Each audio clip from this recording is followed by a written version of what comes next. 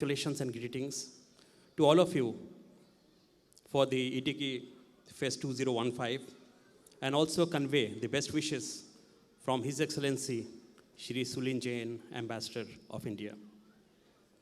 I really feel honored, privileged, and very happy to be here amongst all of you on this auspicious occasion. ETK Association is a non-profit socio-cultural association of the people hailing from ETK district of Kerala and residing in Kuwait. The association bears no allegiance to any religion, caste or creed or political parties, and it primarily aims at enriching the artistic, cultural, and social development of the residents of ETK district, both in Kuwait and in India. And also, very importantly, to provide financial help and support to the poor and needy from amongst the members of ETK in Kuwait and back home in Kerala. It was formed in 2005, and I believe that presently it has more than 500 members. I'm very happy to note that ETK Association launched a project, Karunaya Nidhi, to extend help to the school students who are financially weak. A portion of the fund is utilized for medical care and other related purpose in Kuwait and those residing in ETK district. I understand that in association with the High Range Development Society, 56 houses for homeless in ETK district was given by this association. Also, 60 sewing machines were provided to women from very poor families in subsidized rate. Special training was also given to them. To enrich the talents of members, the association conducts picnics, Onam Eid celebrations, and other various cultural activities. Yesterday, Honorable MP met also the ambassador and discussed certain issues of the community. And I also take the opportunity to ask you, to request you, to send your comments, suggestions, to tell embassy how we can improve our services to the community. And your suggestions are valuable to us. I am also very happy that the association is focusing the mega event to assist the underprivileged individuals from homeland through Karuna Nidhi. And I truly commend IAK for this noble objective and endeavor. Before I end, I would once again congratulate all of you on this joyous occasion of ETK Festival 2015 and convey my best wishes for the success of the event. Thank you and Jai Hind. Namaskar. Thank you, sir. Yes, the Indian Embassy has become a wonderful place for all of us to visit if we have any problems. We thank you, sir. We thank the current ambassador for that. Now I invite the Vice President of the ETK Association Kuwait, Mr. Sojan Matthew, to hand over the Prime Minister's Jammu and Kashmir Relief Fund to Sri Subhashish Goldar. I invite Mr. Sojan Matthew. IAK is proud to say that an amount of rupees 50,005 was collected for this cause. That's right. An amount of rupees 50,005 was collected towards the Prime Minister's Jammu and Kashmir Relief Fund. Thank you, Mr. Goldar. Thank you, Mr. Sojan Matthew. Now is the moment we have been waiting for, the inauguration of the mega event, the ETK Fest. So, we have our Honorable MP, Advocate Joyce George here, and we invite him along with all the guests on stage. Advocate Joyce George, MP, ഇപ്പോൾ വിളക്ക് തെളിയിക്കുന്നു. അതിനോടൊപ്പം IAK President, Mr. Jason Jacob, along with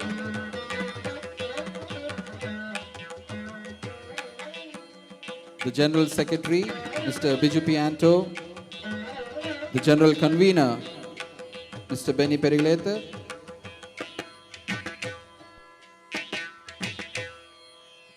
Kududal Secretary, Srimati Burley,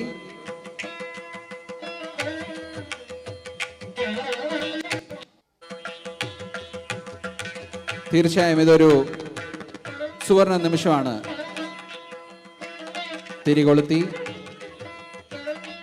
നമ്മുടെ fest ഉദ്ഘാടനം ചെയ്യുന്നു.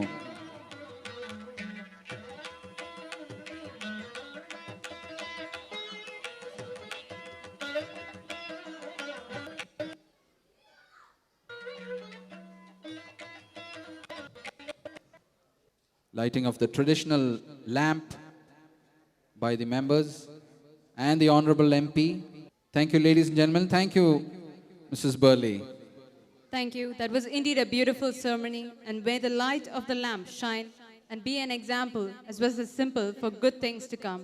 Next, let me invite the chief guest of the day, our very own Honorable MP, Advocate Joyce George, to give his inaugural speech.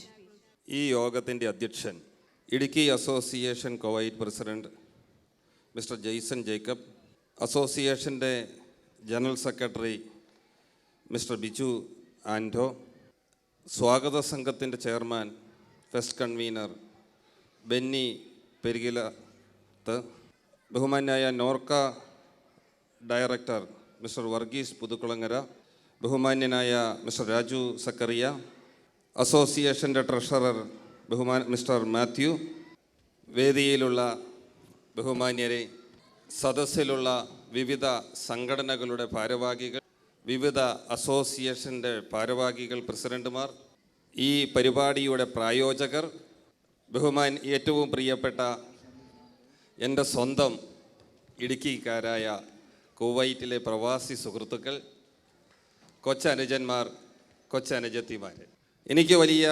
സന്തോഷമുണ്ട് ഈ പരിപാടിയിൽ പങ്കെടുക്കുന്നതിൽ. സാധാരണ ഒരു ജനപ്രതിനിധിയായതിനു ശേഷം ഇടുക്കിയിലും കേരളത്തിൻ്റെ വിവിധ ഭാഗങ്ങളിലുമൊക്കെ ഒട്ടനവധി പരിപാടികളിൽ നിരന്തരമായി പങ്കെടുക്കുമ്പോഴും ഇവിടെ കുവൈറ്റിലെത്തി നിങ്ങളോടൊപ്പം ഇതുപോലൊരു പരിപാടിയിൽ പങ്കെടുക്കുവാൻ സാധിക്കുന്നതിലെ സന്തോഷത്തിനപ്പുറത്ത് നമ്മുടെ നാട്ടിൽ നിന്നും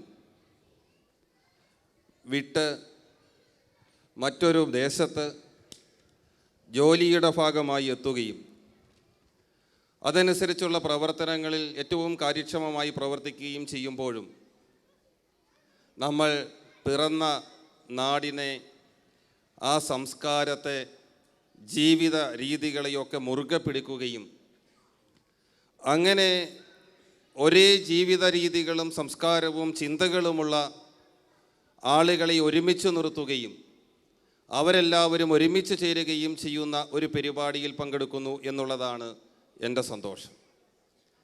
കാരണം അത് നമ്മുടെ ഒരു സംസ്കാരത്തോടുള്ള നമ്മുടെ പ്രതിബദ്ധതയാണ്. കാരണം നമ്മൾ വിവിധ രാജ്യങ്ങളിലൂടെ യാത്ര ചെയ്യുകയും വിവിധ ദേശത്തെ ആളുകളുമായി ഇടപെടുകയും ഒക്കെ ചെയ്യുമ്പോഴും ആ തരത്തിൽ വിവിധ സംസ്കാരങ്ങളോട് യോജിച്ചും അതിനോട് സമരസപ്പെട്ടുമൊക്കെ പ്രവർത്തിക്കുമ്പോഴുമൊക്കെ ചെയ്യുമ്പോൾ നമ്മുടെ നാട്, നമ്മുടെ റൂട്ട്, നമ്മുടെ ഒറിജിൻ അത് നമ്മളെ ഇങ്ങനെ തിരികെ വിളിച്ചുകൊണ്ടിരിക്കും. ലോകം മുഴുവൻ നമ്മൾ യാത്ര ചെയ്യുകയും ഭക്ഷണം കഴിക്കുകയും ഒക്കെ ചെയ്യുമ്പോഴും നമ്മുടെ നാവ് എന്നും നമ്മൾ ആദ്യം കഴിച്ച ഭക്ഷണത്തിൻ്റെ രുചി, ആ രുചിക്കായി ഇങ്ങനെ കൊതിച്ചുകൊണ്ടേയിരിക്കും. അതുകൊണ്ടാണ് നമ്മൾ അമ്മ വെക്കുന്ന ഭക്ഷണത്തോട് നമുക്ക് എന്നും എല്ലാ കാലത്തും ഏറ്റവും വലിയ സ്നേഹം തോന്നുക. കാരണം നമ്മുടെ നാവിൻ്റെ രുചി എന്ന് പറയുന്നത് അതാണ്. അതുതന്നെയാണ് സംസ്കാരവും, അതുതന്നെയാണ് ചിന്തയും, അതുതന്നെയാണ് മൂല്യവും, അതുതന്നെയാണ് നമ്മുടെ ഒരു മനുഷ്യനെ മനുഷ്യനാക്കുന്നത്. അപ്പോൾ സ്വാഭാവികമായും ആ തരത്തിൽ നാട്ടിൽ നിന്ന് മാറി നിൽക്കേണ്ടി വരുമ്പോഴും ഇതിനെയൊക്കെ നമ്മൾ മുറുകെ പിടിക്കുവാൻ ശ്രമിക്കുന്നു എന്നുള്ളത് വേറൊരു തരത്തിൽ പറഞ്ഞാൽ അതൊരു സാംസ്കാരിക പ്രവർത്തനമാണ്. അതിനുമപ്പുറത്ത് അതൊരു സംസ്കാരത്തിൻ്റെ ഏറ്റവും ഉദാത്തമായ പ്രകടനമാണ്. അതിലേക്കുള്ള നമ്മുടെ ഒരു യാത്രയാണ്. പ്രിയമുള്ളവരെ, അതുകൊണ്ടാണ് ഞാൻ വീണ്ടും പറയുക, ഇതെന്നെ സംബന്ധിച്ചിടത്തോളം സന്തോഷകരമായ, അഭിമാനകരമായ ഒരു നിമിഷമാണ്. പിന്നീട് എന്താണ് പ്രസംഗിക്കേണ്ടത് എന്ന് ഞാനിങ്ങനെ ആലോചിച്ചപ്പോൾ ഇവിടെ വന്ന് നിങ്ങളോട് എന്ത് സംസാരിക്കുമെന്ന് ഞാനിങ്ങനെ പല പ്രാവശ്യം ആലോചിച്ചു. അവസാനം എന്ത് സംസാരിക്കണമെന്ന് എനിക്ക് തോന്നുക, ഇവിടെ അധ്യക്ഷ പ്രസംഗകൻ പറഞ്ഞു, വിദ്യാഭ്യാസമാണ് ഏറ്റവും പ്രധാനപ്പെട്ടതെന്ന്. അത് കേട്ടപ്പോൾ എൻ്റെ മനസ്സിലുണ്ടായ ഒരു ചിന്ത നിങ്ങളുമായി പങ്കുവെക്കണമെന്നാണ് എനിക്ക് ഈ അവസരത്തിൽ തോന്നുക. കാരണം വിദ്യാഭ്യാസത്തിൻ്റെ ബലം കൊണ്ട്, അതിൻ്റെ പിൻബലത്തിലാണ് നമ്മളൊക്കെ ഇവിടെ ഇരിക്കുക. അതൊരു പക്ഷേ നമ്മുടെ വിദ്യാഭ്യാസത്തിൻ്റെ ഏറ്റക്കുറച്ചിലുകളൊക്കെ ഉണ്ടാകും. പക്ഷേ ഓരോരുത്തരും ചെയ്യുന്ന ജോലി, നമ്മൾ ഇവിടെ ആയിരിക്കുവാൻ അനുവദിക്കുന്നതൊക്കെ നമ്മുടെ വിദ്യാഭ്യാസമാണ്, അല്ലെങ്കിൽ നമ്മൾ ആ തരത്തിൽ അക്യൂർ ചെയ്തിട്ടുള്ള വിവിധ സ്കില്ലുകളാണ്.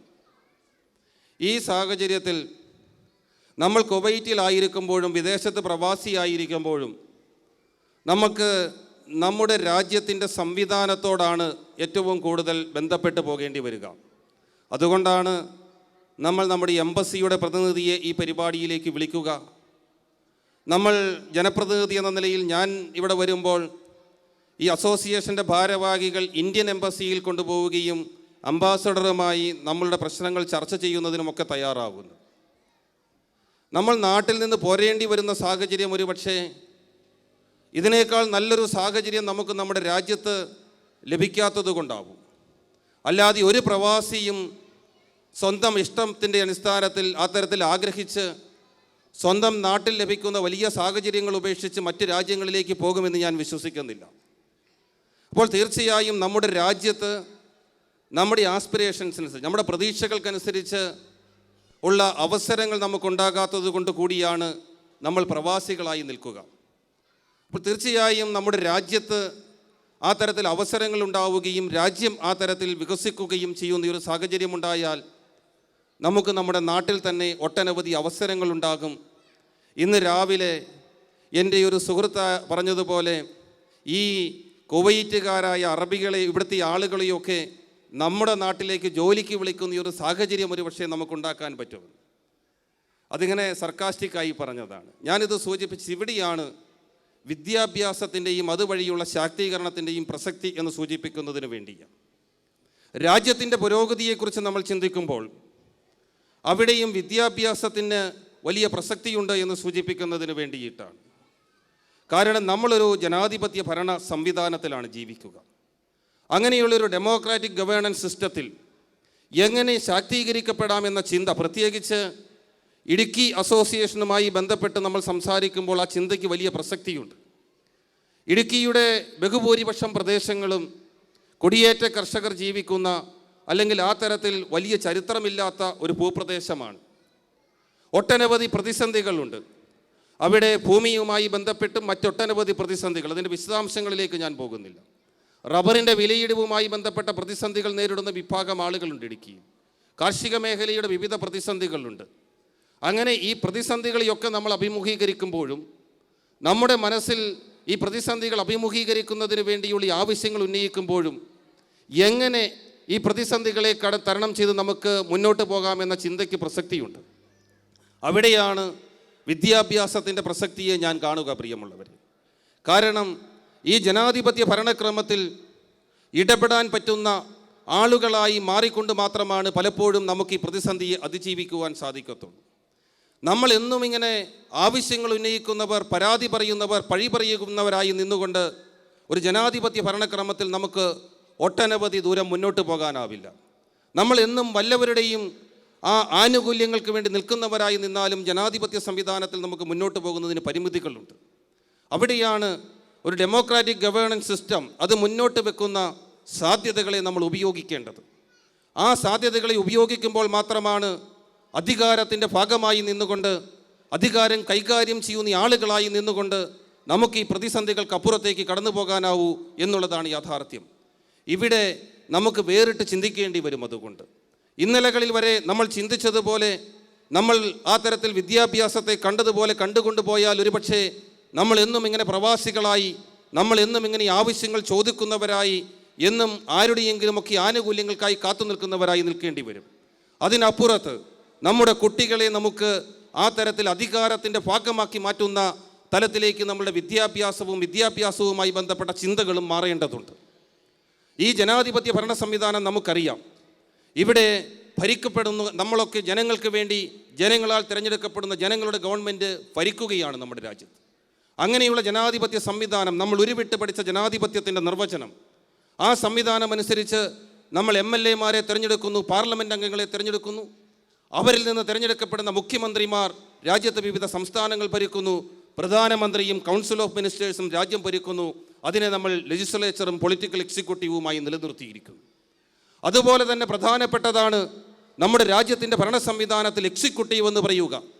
എക്സിക്യൂട്ടീവ് എന്ന് പറയുന്ന നിർവഹണ വിഭാഗം രാജ്യത്തിൻ്റെ അധികാരത്തിൽ അല്ലെങ്കിൽ രാജ്യത്തിൻ്റെ ഈ പ്രവർത്തനങ്ങളിൽ, വികസനത്തിലൊക്കെ അവരുടെ പങ്കും വളരെ വലുതാണ്. ഇവിടെ നമ്മൾ അംബാസഡർമാരെ കാണുന്നു, നമ്മുടെ രാജ്യത്ത് ക്യാബിനറ്റ് സെക്രട്ടറിമാരെ കാണുന്നു, ചീഫ് സെക്രട്ടറിമാരെ കാണുന്നു. അതിൻ്റെ താഴേക്ക് വരുമ്പോൾ അവിടെ ജില്ലാ കളക്ടർമാർ തുടങ്ങിയുള്ള അധികാരത്തിൻ്റെ വിവിധ ശ്രേണികളിൽ നിൽക്കുന്ന ഭരണനിർവഹണ വിഭാഗവും വളരെ പ്രധാനപ്പെട്ടതാണ് നമ്മുടെ ജനാധിപത്യ ഭരണക്രമത്തിൽ. അതുപോലെ തന്നെ ജുഡീഷ്യറിയുണ്ട്. ഭരണഘടനയുടെ പ്രവർത്തനങ്ങൾക്ക് അപ്പുറത്ത് നിൽക്കുന്ന ഫോർത്ത് എസ്റ്റേറ്റ് നമ്മുടെ മാധ്യമങ്ങളുണ്ട്. അതിനും അപ്പുറത്ത് സാമൂഹിക പ്രശ്നങ്ങളിൽ ഇടപെടുന്ന അഭിപ്രായ രൂപീകരണത്തിൽ വലിയ പങ്ക് വഹിക്കുന്ന NGOs ഉണ്ട്. അങ്ങനെ ഒട്ടനവധി അധികാരത്തിൻ്റെ സംവിധാനങ്ങൾ നിലനിൽക്കുകയാണ്. ഇവിടെ എങ്ങനെ നമുക്ക് ക്രിയാത്മകമായി കടന്നു ചെല്ലുവാൻ പറ്റും, എങ്ങനെ ഇടപെടാൻ പറ്റും എന്ന ചിന്തകളിൽ നിന്നാണ് പലപ്പോഴും നമുക്ക് നമ്മുടെ പ്രതിസന്ധികളെ അതിജീവിക്കുന്നതിനുള്ള പ്രവർത്തനങ്ങൾ ഉണ്ടാകേണ്ടത്. ഇവിടെയാണ് ഈ കുവൈറ്റിലെത്തുമ്പോഴും പ്രിയമുള്ളവരെ, ഇവിടെ നമ്മുടെ ഈ സദസ്സിലുള്ള മാതാപിതാക്കൾ, അവരുടെ അത്രയും എണ്ണമുള്ള കുട്ടികൾ, ഈ കുട്ടികളെ കാണുമ്പോൾ സത്യത്തിൽ വലിയ പ്രതീക്ഷയാണ് എന്നെപ്പോലുള്ള ജനപ്രതിനിധികൾക്കുണ്ടാകുക. പ്രത്യേകിച്ച് ഒരു നാടിൻ്റെ വികസനത്തെ സംബന്ധിച്ച് സ്വപ്നം കാണുന്ന ആളുകൾക്കുണ്ടാവുക. ഞാനിത് പറയാൻ കാരണം, ഈ സംവിധാനത്തിൽ എങ്ങനെ നമുക്കിതിൻ്റെ ഭാഗമായി മാറാനാവും എന്ന ചിന്തയാണ് ഏറ്റവും പ്രധാനപ്പെട്ടത്. നിങ്ങൾക്കറിയാം, ജനപ്രതിനിധികൾ ഉണ്ടാകുന്നതിന് നമുക്ക് ഒട്ടനവധി പരിമിതികളുണ്ട്. ഒരു ജനപ്രതിനിധി ഉണ്ടാകണമെങ്കിൽ ലക്ഷക്കണക്കിന് ആളുകൾ തീരുമാനമെടുക്കണം പാർലമെൻറ്റ് അംഗത്തെ തിരഞ്ഞെടുക്കുന്നതിന് വേണ്ടി. ഞാനെന്ന പാർലമെൻറ്റ് അംഗം ഇടുക്കി അസോസിയേഷൻ്റെ ഭാഗമായി കുവൈറ്റിലെത്തുന്നത് ഒട്ടനവധി ആളുകളുടെ, ലക്ഷക്കണക്കിന് ആളുകളുടെ കൂട്ടായ തീരുമാനത്തിൻ്റെ അടിസ്ഥാനത്തിലാണ്. അതും നിങ്ങൾക്കറിയാം, ഇന്നലെ വരെയുണ്ടായിരുന്ന രാഷ്ട്രീയത്തിൻ്റെ നടപ്പ് ശീലങ്ങൾക്കപ്പുറത്ത് ഒരു ജനതയുടെ പ്രതിസന്ധിയിൽ, ഒരു പ്രത്യേക സാഹചര്യത്തിൽ ഒരു ജനത ഒരുമിച്ച് തീരുമാനമെടുക്കുകയും മത്സരിപ്പിക്കുകയും ജയിപ്പിക്കുകയും ചെയ്യുമ്പോഴാണ് രാഷ്ട്രീയത്തിൻ്റെ ശീലങ്ങൾക്കപ്പുറത്തേക്ക് ഒരു ജനപ്രതിനിധി ഉണ്ടാകുന്നത്. തികച്ചും രാഷ്ട്രീയക്കാരനല്ലാതിരുന്ന എന്നെ കണക്കൊരാൾ ഒരു പാർലമെൻറ്റ് അംഗമായി മാറുന്നത്. അതൊരു പക്ഷേ ജനാധിപത്യത്തിൽ വല്ലപ്പോഴും സംഭവിക്കുന്ന ഒരു അത്തരത്തിലുള്ള ഒന്ന് മാത്രമാണ്. പക്ഷേ അതിനപ്പുറത്ത് ഈ അതുപോലെ MLA-മാർ, ആയിരക്കണക്കിന് ആളുകളുടെ കൂട്ടായ തീരുമാനം വേണം. ഒരു പഞ്ചായത്ത് അംഗമാകണമെങ്കിൽ പോലും നൂറുകണക്കിന് ആളുകൾ കൂട്ടായി തീരുമാനമെടുക്കുമ്പോഴാണ് ഒരു പഞ്ചായത്ത് അംഗത്തെ നമുക്ക് സൃഷ്ടിച്ചെടുക്കുവാനാവുക. അവിടെയും നമുക്ക് പരിമിതികളുണ്ട്. പാർലമെൻറ്റ് അംഗം ഇടുക്കി ജില്ലയ്ക്ക് മാത്രമല്ല പാർലമെൻറ്റ് അംഗം. ഞാനെന്ന പാർലമെൻറ്റ് അംഗത്തിൻ്റെ അവകാശികൾ നിങ്ങൾ ഇടുക്കി അസോസിയേഷൻ മാത്രമല്ല, അതിനപ്പുറത്ത് എറണാകുളം അസോസിയേഷൻ ഉണ്ടെങ്കിൽ ആ ജില്ലയുടെയും 1/3 ഭാഗത്തിൻ്റെ ആളുകൾക്ക് എൻ്റെ മേൽ അവകാശമുണ്ട് എന്നുള്ളതാണ് യാഥാർത്ഥ്യം. അപ്പോൾ ഒരു ജില്ലയ്ക്ക് അപ്പുറത്തേക്ക് ഒരു ജില്ലയും മറ്റൊരു ജില്ലയുടെ കുറേ ഭാഗത്തിന് മാത്രമാണ് നമുക്കൊരു MP ഉണ്ടാക്കാനാവുക. MLA-മാർ ഇടുക്കി ജില്ലയിൽ 5 പേർ. ഇതാണ് അത് മാത്രവുമോ? അവിടെയും എണ്ണത്തിൻ്റെ പരിമിതികളുണ്ട്. ആളുകളുടെ കൂട്ടായ തീരുമാനം വേണം. ഞാനിത് സൂചിപ്പിച്ചത് ആ ജനാധിപത്യത്തിൻ്റെ പരിമിതിയെക്കുറിച്ച് പറയുന്നതിനല്ല. അപ്പോൾ ലെജിസ്ലേറ്റീവിൻ്റെ ഭാഗമായി നമുക്ക് ആളുകളെ മാറ്റിയെടുക്കുന്നതിൻ്റെ പരിമിതിയെക്കുറിച്ച് സൂചിപ്പിക്കുന്നതിനാണ്. അവിടെയാണ് എക്സിക്യൂട്ടീവിൻ്റെ പ്രസക്തി വരിക. പ്രിയമുള്ളവരെ, ഞാൻ ആദ്യം സൂചിപ്പിച്ചു, ജനങ്ങൾക്ക് വേണ്ടി ജനങ്ങളാൽ തിരഞ്ഞെടുക്കപ്പെടുന്ന ജനങ്ങളുടെ ഗവൺമെൻറ്, അതാണ് ജനാധിപത്യത്തിൻ്റെ നിർവചനം. പക്ഷേ എനിക്ക് നിങ്ങളോട് തുറന്നു പറയുന്നതിന് ഒരു ബുദ്ധിമുട്ടുമില്ല. കാരണം കഴിഞ്ഞ എൻ്റെ 7-8 മാസക്കാലത്തെ ജനപ്രതിനിധി എന്നുള്ള പ്രവർത്തനത്തിൻ്റെ ഇടയിൽ എനിക്ക് ബോധ്യമായ ഒരു യാഥാർത്ഥ്യമുണ്ട്. പലപ്പോഴും ഈ നിർവചനം അത് ആ തലത്തിൽ പ്രാവർത്തികമാകുന്നില്ല. ഈ തിരഞ്ഞെടുക്കപ്പെടുന്ന ജനപ്രതിനിധികൾ നമ്മൾ MLA-മാരും MP-മാരും മന്ത്രിമാരുമാക്കുന്ന പലരും ഈ ഉദ്യോഗസ്ഥന്മാർ പറയുന്നതിനപ്പുറത്തേക്ക് പോകുവാൻ കെൽപ്പില്ലാത്തവരോ അതിനപ്പുറത്തേക്ക് തീരുമാനങ്ങൾ എടുക്കുന്നതിന് ശേഷിയില്ലാത്തവരോ ആണെന്നുള്ള യാഥാർത്ഥ്യം നമ്മുടെ മുന്നിൽ നിൽക്കുകയാണ്. ഈ എക്സിക്യൂട്ടീവ് പലപ്പോഴും ഈ ജനാധിപത്യത്തിൻ്റെ നിർവചനത്തിനപ്പുറത്തേക്ക് പോവുകയും തിരഞ്ഞെടുക്കപ്പെടുന്ന ജനപ്രതിനിധികൾക്ക് മുകളിൽ തമ്പുരാക്കന്മാരായി തീരുകയും ചെയ്യുന്ന യാഥാർത്ഥ്യം ഒരു വർത്തമാനകാല സത്യമാണ്. ഞാനത് പലപ്പോഴും ബോധ്യപ്പെടുകയും ചെയ്തിട്ടുണ്ട്. ഞാനിത് സൂചിപ്പിച്ചത് ജനാധിപത്യത്തിൻ്റെ പരാജയത്തെക്കുറിച്ച് പറയുന്നതിനല്ല, എക്സിക്യൂട്ടീവിൻ്റെ പ്രസക്തിയെക്കുറിച്ച് ഓർമ്മിപ്പിക്കുവാനും ജനപ്രതിനിധികൾ എന്ന നിലയിൽ പലപ്പോഴും പരാജയപ്പെട്ടു പോകുന്ന ചില സംഭവങ്ങൾ നിങ്ങളുടെ ശ്രദ്ധയിൽ കൊണ്ടുവരുന്നതിനും വേണ്ടി മാത്രമാണ്. അപ്പോൾ പ്രിയമുള്ളവരെ, ഇവിടെ എക്സിക്യൂട്ടീവ് ഒരു വളരെ പ്രധാനപ്പെട്ട കാര്യമാണ്. ആ എക്സിക്യൂട്ടീവിൻ്റെ ഭാഗമെങ്കിലും ആകുവാൻ നമ്മൾ ശ്രമിക്കേണ്ടതുണ്ട്. അങ്ങനെ ശ്രമിക്കുമ്പോൾ ഇടുക്കി പാർലമെൻറ്റ് നിയോജക മണ്ഡലത്തിൽ, വേണ്ട ഇടുക്കി ജില്ലയിൽ ഞാൻ അന്വേഷിച്ചു, ഒരു പാർലമെൻറ്റ് അംഗം എന്ന നിലയിൽ MP ആയതിനു ശേഷം എത്ര പേർ എൻ്റെ ജില്ലയിൽ നിന്ന് ഈ അധികാരത്തിൻ്റെ ഏറ്റവും ഉന്നതമായ ഇടങ്ങളിലുണ്ട് എന്ന്. ജനാധിപത്യ ഭരണ സംവിധാനത്തിൽ ലെജിസ്ലേച്ചറിനപ്പുറത്ത് എക്സിക്യൂട്ടീവിൻ്റെ ഭാഗമായി ഉന്നത നിലവാരത്തിൽ എത്ര എത്തിയ ആളുകൾ എൻ്റെ ജില്ലക്കാരുണ്ട് എന്ന് ഞാൻ അന്വേഷിച്ചു. ഞാൻ പഠിച്ച കോളേജിൻ്റെ 50ാം വാർഷികാഘോഷത്തിന് ചെന്നപ്പോൾ ഞാൻ എൻ്റെ പ്രിൻസിപ്പലിനോട് ആദ്യം ചോദിച്ചത് എത്ര സിവിൽ സർവീസുകാരുണ്ട് നമ്മുടെ ഈ കോളേജിൽ നിന്നാണ്. പക്ഷേ നിരാശാജനകമാണ് എനിക്ക് കിട്ടിയ ഉത്തരം. തൊടുപുഴ ന്യൂമൻ കോളേജിൽ നിന്ന് കഴിഞ്ഞ 50 വർഷക്കാലങ്ങൾക്കിടയിൽ സിവിൽ സർവീസിലേക്ക് വന്നത് ഒരേ ഒരാൾ മാത്രം. ഇടുക്കിയുടെ മലയോര മേഖലയിൽ നിന്ന് ഒരാൾ പോലുമില്ല എന്നുള്ളതാണ് യാഥാർത്ഥ്യം. കുടിയേറ്റ കർഷകരുടെ ഇടയിൽ നിന്ന് ആ തരത്തിൽ ഒരാൾ പോലും സിവിൽ സർവീസിലേക്ക് എത്തിയിട്ടില്ല എന്നുള്ളതാണ് യാഥാർത്ഥ്യം.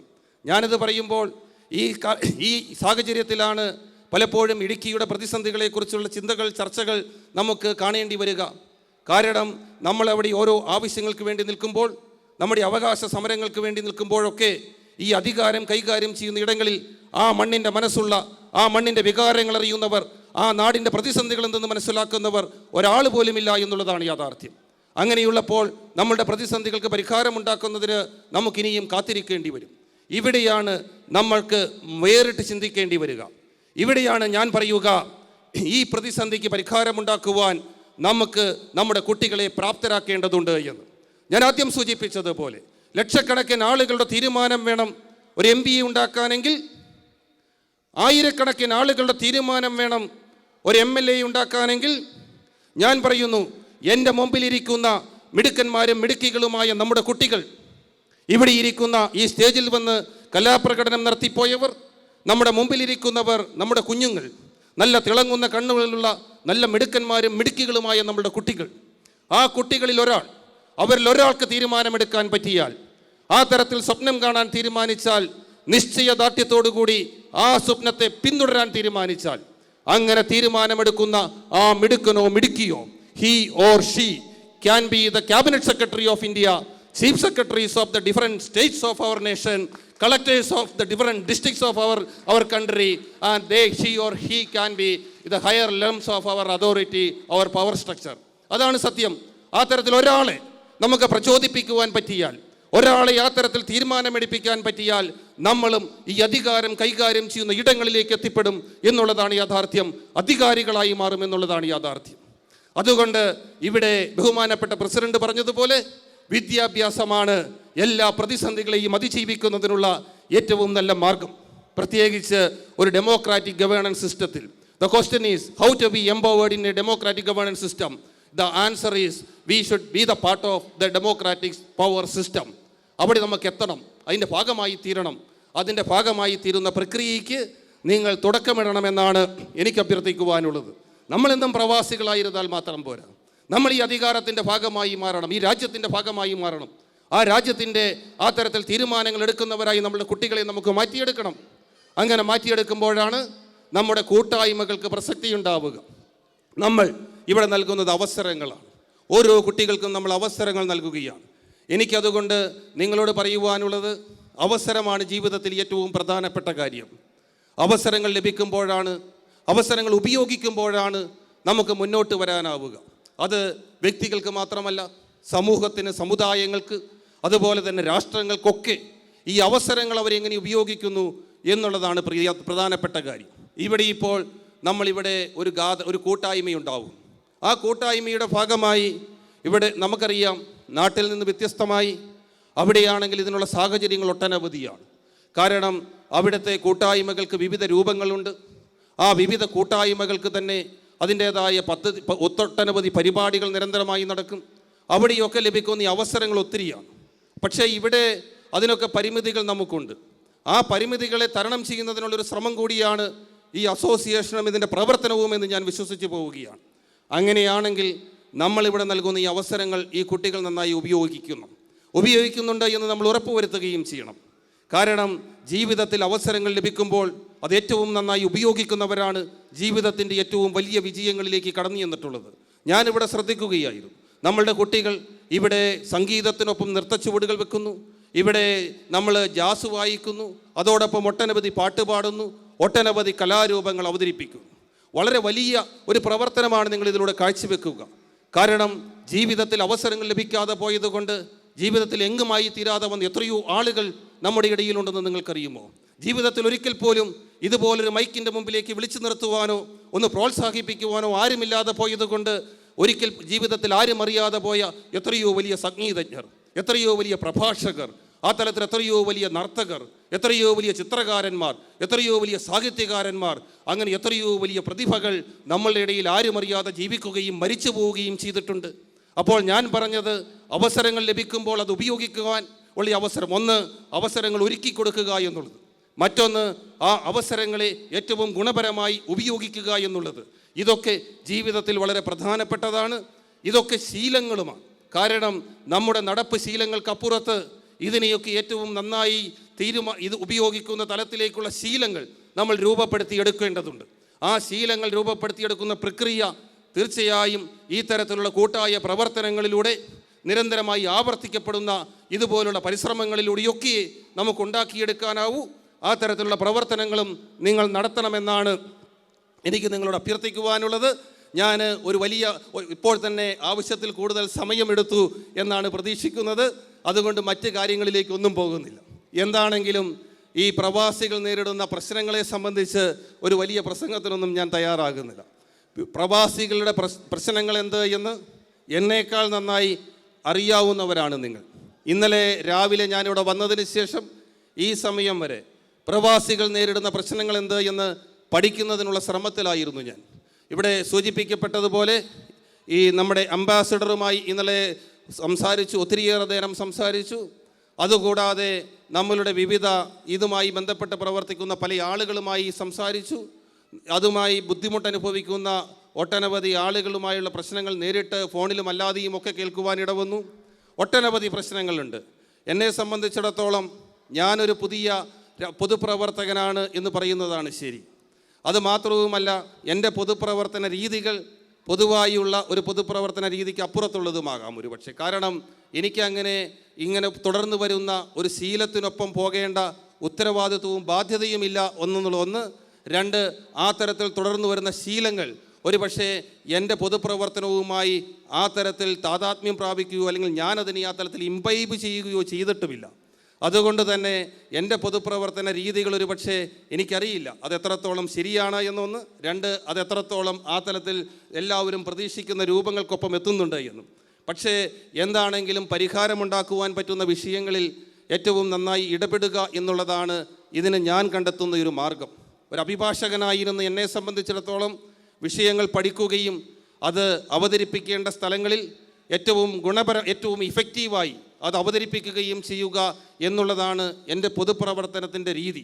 അതുകൊണ്ട് തന്നെ ഈ വിഷയവും ഈ പ്രവാസികളുമായി ബന്ധപ്പെട്ട ഒട്ടനവധി വിഷയങ്ങൾ, ആ വിഷയങ്ങൾ ഇന്നലെ ഞാൻ മനസ്സിലാക്കിയതനുസരിച്ച് അത് അവതരിപ്പിക്കേണ്ട വേദികളിൽ എൻ്റെ കഴിവിൻ്റെ പരമാവധി ഉപയോഗിച്ചുകൊണ്ട് ഞാൻ അത് അവതരിപ്പിക്കുന്നതാണ്. ആധാറുമായി ബന്ധപ്പെട്ട്, അതുപോലെ തന്നെ നമ്മൾ എൻട്രൻസ് എക്സാമിനേഷനുമായി ബന്ധപ്പെട്ട് നേരിടുന്ന പ്രതിസന്ധി, കുവൈറ്റിൽ നിന്ന് നമ്മുടെ ഡെസ്റ്റിനേഷനിലേക്കുള്ള ഫ്ലൈറ്റുകളുടെ ഫ്രീക്വൻസിയിൽ ഉണ്ടാകുന്ന കുറവ്, യാത്രാ ചാർജിലുള്ള വർധനവ് തുടങ്ങി ഒട്ടനവധി വിഷയങ്ങൾ. അതുപോലെ തന്നെ ഇവിടെ വരികയും വഞ്ചിക്കപ്പെടുകയും ചെയ്യുന്ന നഴ്സുമാരുടെ പ്രശ്നങ്ങൾ, ആ നഴ്സുമാർക്ക് നാട്ടിലേക്ക് തിരിച്ചു പോകാനാവാതെ ഇവിടെ തങ്ങുന്നവരുടെ പ്രതിസന്ധികൾ, ഹൗസ് മെയ്ഡുകളായി വന്ന് അവരുടെ എംപ്ലോയറുടെ അടുത്ത് നിന്ന് ആ തരത്തിൽ ഹരാസ്മെൻറ്റുകൾ ഉണ്ടാകുമ്പോൾ അവിടെ നിന്ന് രക്ഷപ്പെടുകയും പാസ്പോർട്ട് പോലും കിട്ടാതെ ഇവിടെ ചില സ്ഥലങ്ങളിൽ ഒളിച്ചു ജീവിക്കുന്നവരുടെ പ്രതിസന്ധികൾ തുടങ്ങിയ ഒട്ടനവധി കാര്യങ്ങളുണ്ട്. ഇതിൻ്റെയൊക്കെ പരിഹാരത്തെ സംബന്ധിച്ച് ഉള്ള ഒരു അന്വേഷണം കൂടിയാണ് എന്നെ സംബന്ധിച്ചിടത്തോളം എൻ്റെ പൊതുപ്രവർത്തനമെന്ന് ഞാൻ വിശ്വസിക്കുകയാണ്. പക്ഷേ ചില കാര്യങ്ങൾക്കൊക്കെ ഗവൺമെൻറ് തലത്തിലാണ് തീരുമാനങ്ങൾ ഉണ്ടാകേണ്ടത്. പാർലമെൻറ്റ് അംഗമെന്ന നിലയിൽ അത് ഇന്ത്യ ഗവൺമെൻറ് ശ്രദ്ധയിൽപ്പെടുത്തേണ്ട വിഷയങ്ങൾ ആ ഗവൺമെൻറ്റിൻ്റെ ശ്രദ്ധയിൽപ്പെടുത്തുന്നതിനുള്ള ഒരു പരിശ്രമമാണ് ഒരുപക്ഷെ എനിക്കിതുകൊണ്ട് ചെയ്യാൻ പറ്റുക. തീർച്ചയായും ആ തരത്തിലൊക്കെ ചെയ്യാൻ പറ്റുന്ന മേഖലകളിൽ നിങ്ങളുടെ പിന്തുണയും സഹായ സഹകരണങ്ങളും ഉണ്ടെങ്കിൽ, നിങ്ങൾക്ക് ആ തരത്തിലുള്ള വിവരങ്ങൾ തരുവാൻ സാധിക്കുമെങ്കിൽ തീർച്ചയായും എനിക്ക് ഇടപെടാൻ പറ്റും. ആ തരത്തിലുള്ള ഇടപെടലുകൾ ഉണ്ടാകുമെന്ന് മാത്രമാണ് എനിക്കതുമായി ബന്ധപ്പെട്ട് പറയുവാനുള്ളത്. ഞാൻ അവസാനിപ്പിക്കുകയാണ്. ഇവിടെ ഈ പരിപാടി ഇത്രയും ഭംഗിയായി അവിടെ സംഘടിപ്പിക്കുക എന്നുള്ളത് കാരണം ഇടുക്കി ജില്ലയിൽ നിന്ന് കുവൈറ്റിലേക്ക് ആളുകൾ വരുമ്പോൾ അവർ വരുന്നത് ഇവിടെ നമുക്ക് നാട്ടിൽ നിന്ന് പോരുന്ന ആളുകൾ ആരാണ് ഇവിടെ വന്ന് ജോലി ചെയ്യുന്നത് എന്നുള്ളതിനെ സംബന്ധിച്ചൊരു ഡേറ്റാബേസ് ഇല്ല. അതുമായി ബന്ധപ്പെട്ട ആ തരത്തിൽ ആളുകളെ കണ്ടെത്തുന്നതിനുള്ള ഒരു വ്യവസ്ഥാപിതമായ സംവിധാനവും ഇല്ല എന്നിരിക്കെയാണ് 2005 ഇവിടെ സൂചിപ്പിച്ചതുപോലെ ഒരു വീട്ടിൽ 10 26 ആളുകൾ സംഘടിക്കുകയും അതിനുശേഷം ഒരുമിച്ച് അത് കൂട്ടായ്മയായി വളർത്തിയെടുക്കുകയും 450ഓളം ആളുകൾ, അതിൽ കുറേയേറെ ആളുകൾ ബാച്ചിലേഴ്സ് ആണെങ്കിൽ ബഹുഭൂരിപക്ഷം ആളുകളും കുടുംബങ്ങളാണ്. അപ്പോൾ 450 ഒരു പക്ഷേ ഒരു 300 350 കുടുംബങ്ങൾ, അത്രയും ആളുകളെ ഇതുമായി ബന്ധപ്പെടുത്തി പ്രവർത്തിക്കുകയും അവരെ എല്ലാവരെയും ഒരുമിച്ച് ഒരു ഹാളിൽ കൊണ്ടുവരികയും അവരുടെ വിഭിന്ന ശേഷികളെ വർദ്ധിപ്പിക്കുന്നതിന് വേണ്ടിയിട്ടുള്ള പദ്ധതികൾ പരിപാടികൾ ഇവിടെ നടത്തുകയും അതോടൊപ്പം തന്നെ അതിൻ്റെ ഒരു അവിഭാജ്യ ഘടകമായ എൻ്റർടൈൻമെൻറ്റ് അതുമായി ബന്ധപ്പെട്ട പ്രവർത്തനങ്ങൾ ആസൂത്രണം ചെയ്യുകയും ഒക്കെ ചെയ്തുകൊണ്ട് വളരെ ഭംഗിയായാണ് ഈ പരിപാടി ഇവിടെ സംഘടിപ്പിച്ചിട്ടുള്ളത്. എന്താണെങ്കിലും ഇതിൻ്റെ പിന്നിൽ വലിയ കഷ്ടപ്പാടുണ്ട്, വലിയ ത്യാഗമുണ്ട്. ഇപ്പോഴുള്ള ജെയ്സൻ്റെ നേതൃത്വത്തിലുള്ള ഭരണസമിതി, അതിന് മുമ്പുണ്ടായിരുന്ന ഏതാണ്ട് 9ഓളം ഭരണസമിതികൾ, അവരുടെയൊക്കെ വലിയ അധ്വാനം ഇതിൻ്റെ പിന്നിലുണ്ട്. അതിനൊക്കെ അപ്പുറത്ത് ഞാൻ ആദ്യം സൂചിപ്പിച്ചതുപോലെ ഒരു നാടെന്ന വികാരമുണ്ട്, ഇടുക്കി എന്ന വികാരമുണ്ട്. ആ വികാരം വളരെ വലുതാണ്. ആ വികാരത്തെ നമുക്ക് മുന്നോട്ട് കൊണ്ടുപോകേണ്ടതുണ്ട്. നമ്മുടെ ഇവിടെ ആങ്കർ ചെയ്യാൻ വന്ന കുട്ടി ആദ്യം സൂചിപ്പിച്ചു ഇടുക്കിയുടെ പ്രസക്തി, ദേശീയവും അന്തർദേശീയവുമായ പ്രസക്തി എന്ത് എന്ന് ചോദിച്ചു. പറയുന്നത് ഞാൻ ശ്രദ്ധിച്ചു. ഇടുക്കിക്ക് ഒത്തിരി പ്രസക്തിയുണ്ട്. നിങ്ങൾക്കറിയാൻ പാടില്ലാത്തൊരു വലിയ പ്രസക്തി കൂടി ഇടുക്കിക്കുണ്ട്. ഇവിടെ പറയാത്തൊരു കാര്യം, കാരണം ഇടുക്കി നമ്മുടെ രാജ്യത്തിന് നൽകുന്ന സംഭാവന വളരെ വലുതാണ്. കാരണം ഇടുക്കി ഒരു രാജ്യത്തിൻ്റെ സാമ്പത്തിക സംവിധാനത്തിന് ഇടുക്കി നൽകുന്ന പിന്തുണ, അതൊരു പക്ഷേ നമ്മൾ പറഞ്ഞു ശീലിച്ചതുപോലെ നമ്മുടെ സ്പൈസസ്, നമ്മൾ ഉൽപ്പാദിപ്പിക്കുന്ന സുഗന്ധ വ്യഞ്ജനങ്ങൾ, അത് കയറ്റുമതി ചെയ്ത് ലഭിക്കുന്ന വിദേശ നാണ്യമല്ല. അതിന്നൊരു അത്രത്തോളം ആകർഷകമായ ഒന്നല്ല.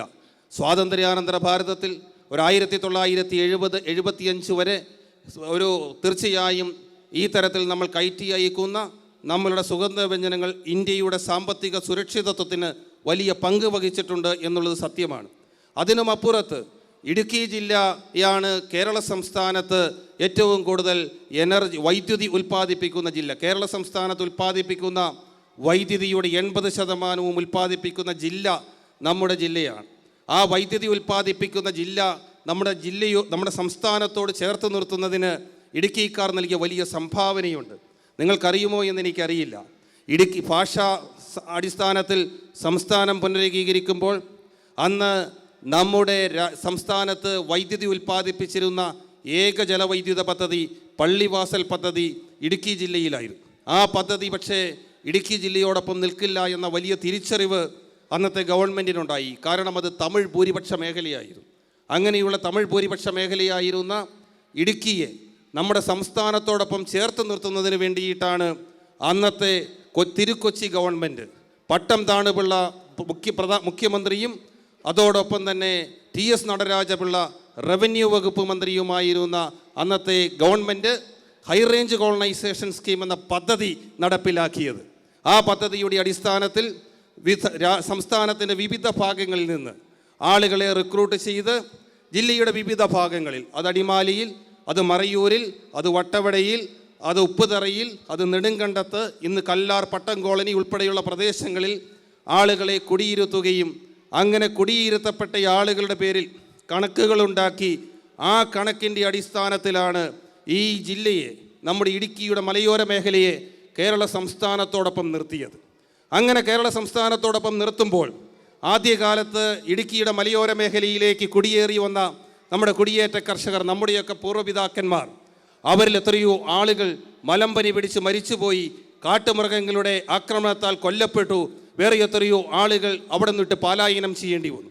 അങ്ങനെ ആദ്യകാലത്ത് അവിടെ കുടിയേറിയ കുടിയേറ്റ കർഷകർ, അവർക്ക് നമുക്കൊരു ഡീസൻറ്റ് ബെറിയൽ പോലും കൊടുക്കാൻ പറ്റിയില്ല. ആ ആളുകൾ ആ മണ്ണിൽ എവിടെയൊക്കെയോ അടക്കം ചെയ്യപ്പെട്ടു. ഒന്ന് തിരിവെച്ച് പ്രാർത്ഥിക്കുന്നതിനോ ഒപ്പീസ് ചെല്ലിക്കുന്നതിനോ പോലും ആ ആളുകളുടെ കൊടിമാരം പോലും ഇന്ന് അവശേഷിക്കുന്നില്ല. അങ്ങനെ ആദ്യകാലത്ത് ഇടുക്കിയിലേക്ക് കുടിയേറി വന്ന് നമ്മുടെ മലയോര മേഖലയിൽ എവിടെയൊക്കെയോ മാഞ്ഞുപോയ നമ്മുടെ പൂർവ്വപിതാക്കന്മാർ, ആദ്യകാല കുടിയേറ്റ കർഷകരുണ്ടല്ലോ, അവരുടെ വലിയ ത്യാഗം കൊണ്ടാണ് ഈ ജില്ല ഇന്ന് സംസ്ഥാനത്തോടൊപ്പം നിൽക്കുന്നത്. നമ്മുടെ സംസ്ഥാനത്തിന് ആവശ്യമായ 80% വൈദ്യുതിയും ഉൽപ്പാദിപ്പിക്കുന്നത്, അതും ജലവൈദ്യുത പദ്ധതികൾ എന്ന് പറഞ്ഞാൽ ഒരു പൈസയും മുടക്കില്ലാതെ വലിയ ചെറിയ പൈസ കൊണ്ട് ഈ കരണ്ട് മുഴുവൻ ഉൽപ്പാദിപ്പിക്കുകയാണ്. ഈ മരിച്ചുപോയ നമ്മളുടെ പൂർവ്വപിതാക്കന്മാർ അവരുടെ ആ ത്യാഗം മറന്നിട്ടാണ് നമ്മളെ കയ്യേറ്റക്കാരെന്ന് ചിത്രീകരിക്കുന്നത്. ഞാനിത് സൂചിപ്പിച്ചത് ഇടുക്കിയുടെ പ്രസക്തിയെക്കുറിച്ച് പറയുമ്പോൾ നമുക്ക് ഇടുക്കിക്കാർക്ക്, ഈ സംസ്ഥാനത്തോടും ഇന്ത്യയിലെ ജനങ്ങളോടുമൊക്കെ നമുക്ക് വിളിച്ചു പറയാൻ സാധിക്കണം. കേരള സംസ്ഥാനം ഇന്ന് വെളിച്ചം കാണുന്നത് നമ്മുടെയൊക്കെ പൂർവ്വപിതാക്കന്മാരുടെ ത്യാഗത്തിൻ്റെയും കഷ്ടപ്പാടിൻ്റെയും മുകളിൽ നിന്നുകൊണ്ടാണ് എന്ന്. ഒരു സംസ്ഥാനം വെളിച്ചം കാണുന്നത് നമ്മുടെയൊക്കെ കഷ്ടപ്പാടിൽ നിന്നാണ്, നമ്മുടെ പിതാക്കന്മാരുടെ കഷ്ടപ്പാടിൽ നിന്നാണ്. അതാണ് പ്രസക്തി ഇടുക്കിയുടേത്. അത് നമ്മൾ മറന്നു പോകരുത്. നമ്മുടെ പൈതൃകത്തെ നമ്മൾ മുറുകെ പിടിക്കണം, ചേർത്ത് പിടിക്കണം. അതിന് നമ്മൾ അഭിമാനത്തോടു കൂടി നിൽക്കണം. അങ്ങനെ അഭിമാനത്തോടു കൂടി നിൽക്കുമ്പോഴാണ് ഇടുക്കി എന്ന വികാരം നമ്മളുടെയൊക്കെ മനസ്സിൽ ഇങ്ങനെ തിളച്ചു നിൽക്കുക. അങ്ങനെ നമുക്ക് നെഞ്ചിൽ തീയുള്ളവരായി മാറണം.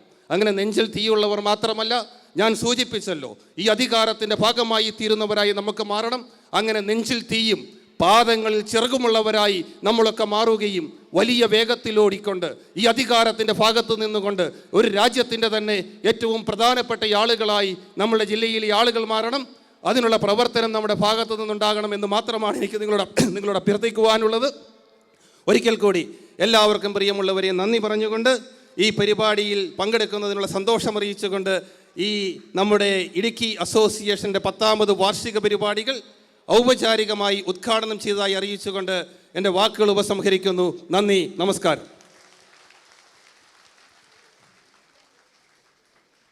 Thank you, sir. I'm sure everyone who is sitting here is motivated in some way or another. Thank you, sir, for those words of wisdom. And yes, knowledge is power. I hope every Indian citizen here would recognize that. Now, let me invite Mr. Biju P. Anto, the General Secretary of Idiki Association Kuwait, to give us a glance into the activities of past year and the future of IAK. Good evening, everybody. Respected Chief Guest, Advocate George MB,